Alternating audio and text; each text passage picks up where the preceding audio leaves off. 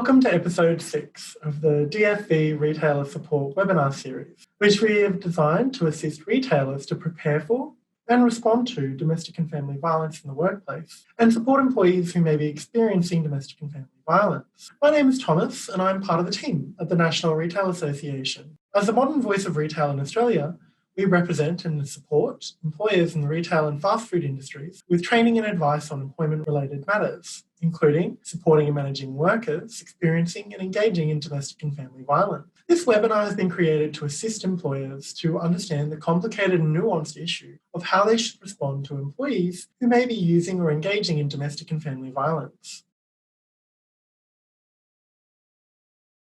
We highlighted the importance of the language used when discussing domestic and family violence in our first webinar, but it bears repeating, as people can be more prone to prejudice when discussing people who engage in violence. Out of anger or convenience, many people will refer to these people as abusers or perpetrators. While it can be understandable to feel negatively towards someone who is engaged in violence, we recommend using person-first language, such as person who is used or engaged in violence.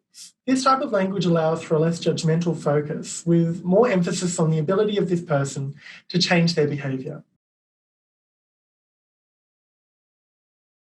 Before any violence has even happened, employers have a role to play in shaping the views and behaviours of their employees.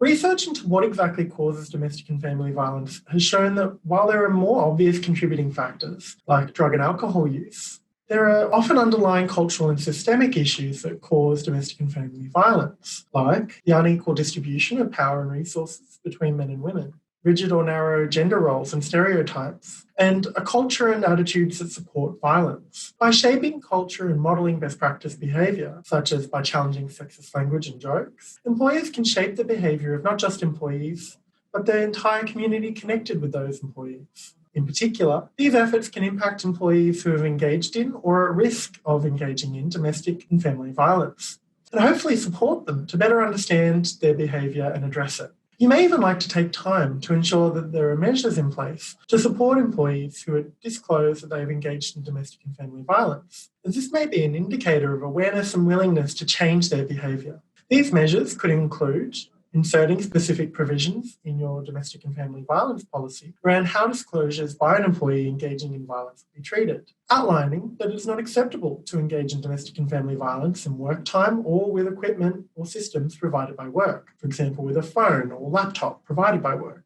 Ensuring that everyone trained to manage domestic and family violence matters is also prepared to support someone who's engaged in violence, and providing the contact details for support services that will support people engaging in domestic violence. While it is important for employers to take these initial steps, unfortunately, employers should also prepare for how they will act where there is either a disclosure of violence by the employee themselves or it's otherwise brought to the employer's attention, such as by the employee's conduct or another person's disclosure. Where an employer becomes aware that an employee has engaged in domestic or family violence, employers will need to consider both the health and safety of other employees and people experiencing violence. Any workplace adjustments required, as well as possible disciplinary action, including dismissal. For example, as a demonstration of how these issues intersect, employers should have regard for the likelihood that terminating someone from their employment may result in an escalation in that employee's use of violence. Upon discovering an employee is engaged in domestic and family violence, an employer should first have regard to the health and safety of any people who may be connected to this employee. While there are clear health and safety obligations for an employer in relation to their employees, regard should also be had for clients and any people who may be subject to this violence. An example of the importance of considering the health and safety of all relevant parties would be where an employee is engaged in domestic and family violence against another employee. The employer would need to consider and manage their treatment of the situation to ensure the safety of the employee experiencing violence. This might include moving them to a different area or having a safety plan in place for any intervention that is taken. However, employers would also need to consider the health and safety of the employee engaging in violence, as they may be dealing with mental health issues and be at risk of suicide or self-harm. Other people that should be considered are the person directly responding to and dealing with the situation in the workplace, any clients who may be vulnerable to abuse or violence, or even children and the elderly. Where an employer becomes aware of the violence because an employee discloses that they are the subject of a domestic violence order, such as a protection order or temporary protection order, an employer should also consider asking for further details of the alleged abuse.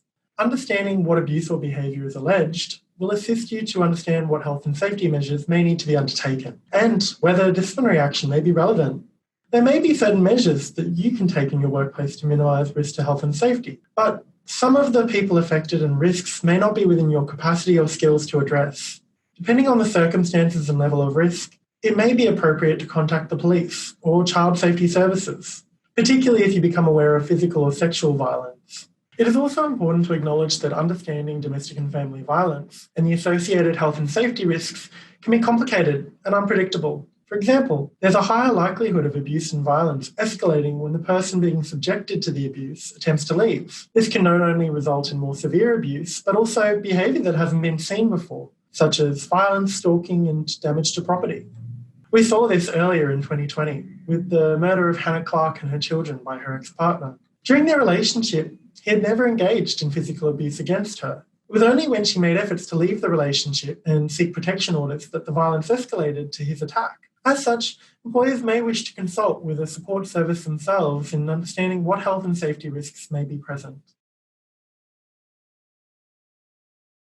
In addition to making adjustments for health and safety risks, employers may also need to consider other adjustments for an employee who's engaged or is engaging in domestic and family violence.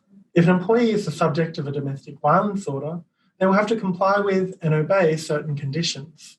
Employers should discuss these conditions with the employee and assess whether changes will need to be made to allow the employee to comply.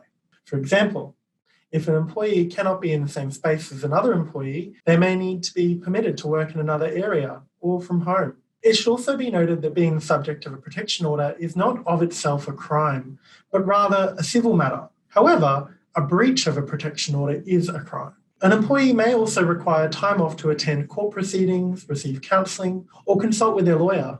Generally, family and domestic violence leave will not be available to an employee engaging in violence, as the definition found in the Fair Work Act outlines that an employee may only take it if they are experiencing family and domestic violence. This definition is further limited as being abusive behaviour by a close relative of an employee. As such, an employee engaging in domestic violence would only be able to access this leave if they were also subject to violence. Where family and domestic violence leave is not available to an employee, time off to attend such appointments should be permitted and granted as annual leave or leave without pay, as there is no other applicable leave entitlement.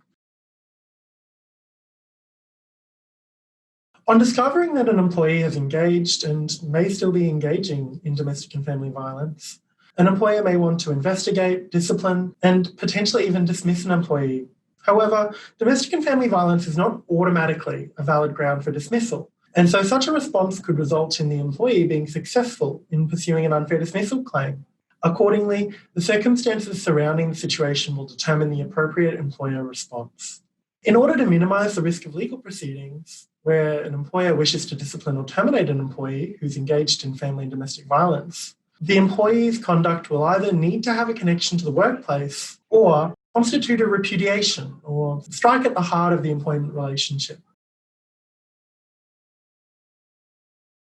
This first basis for acting against such an employee is generally easier to establish. It is that the abuse or violence they've engaged in has a connection to work. Generally, it will involve the employee engaging in inappropriate behaviour during work time or with work equipment. This could include using work laptops, motor vehicles, or mobile phones to harass and stalk someone, using work IT systems to access private information about someone, or regularly emailing, phoning, or texting them while at work. This will generally be a breach of existing policies around the use of these devices and equipment, and expectations to perform their work.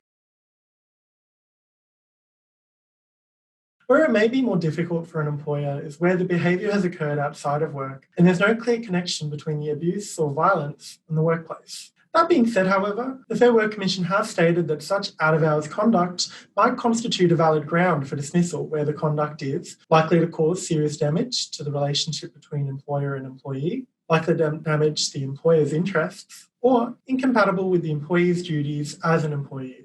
In essence, it will be a question of whether their behaviour strikes at the heart of the employment relationship and amounts to a repudiation of their contract of employment. For example, in the 2018 case of Hunt and Kumiala Health Aboriginal Corporation, Commission found that an employer had a valid reason to dismiss an employee on the basis of the assault of his partner, in particular because this employee was responsible for running a men's group that addressed issues including domestic violence. The Commission came to this decision on the basis that this behaviour directly damaged the employer's interests in addressing domestic violence within the Aboriginal community of the region. Despite this, employers should take care when seeking to rely on conduct without a substantial connection to work, as not every employer would be able to demonstrate that such behaviour would amount to a repudiation of the employment relationship. For example, in the situation in Hunt, the employee and the organisation were directly involved and responsible for responding to and acting to stop domestic and family violence. And the employee was responsible for a program addressing this issue. If an employee was engaged in a lower level role, or the business did not have any interests or notability for its work in relation to domestic and family violence, it would be more difficult to demonstrate repudiation.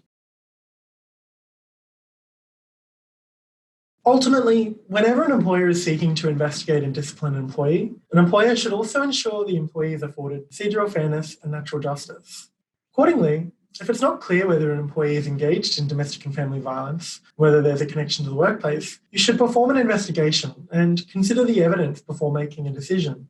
The standard of proof is the balanced probabilities, and so it'll be a matter of whether the evidence suggests that it is more likely than not the employee engaged in the conduct in question. Employers should also ensure they give an employee the opportunity to respond to any allegations of misconduct and the proposed disciplinary action before making their final decision. If any of the discussions we've had today have raised questions about your obligations as an employer, please don't hesitate to call the team at the National Retail Association on 1800 445 522. Finally, if you or someone you know may be experiencing domestic and family violence, please seek support by calling the National Sexual Assault, Domestic and Family Violence Counselling Service on 1800-RESPECT. That's 1800-737-732. Or DV Connect on 1800-811-811 for women and 1800-600-636 for men.